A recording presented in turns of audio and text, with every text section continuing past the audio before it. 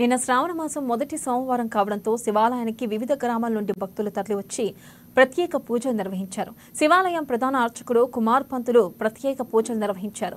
శివలింగాన్ని సర్వాంగ సుందరంగా ముస్తాబు చేసి భక్తులకు అనుమతినిచ్చారు. సిద్ధులగుట్ట ఆలయం తపోవనం వంటిదని, ఇప్పటి వరకు సూర్యకిరణాలు పడినటువంటి ఆలయం కావడంతో చాలా పవిత్రమైందని అన్నారు. నవసిద్ధులు నడియాడిన గుట్టలో నవసిద్ధులు ప్రతిష్ఠించిన పురాతన ఆలయమని అన్నారు. ఇక్కడ శివుడికి పూజిస్తే కోరుకున్న కోరికలు సఫలమవుతాయని అన్నారు.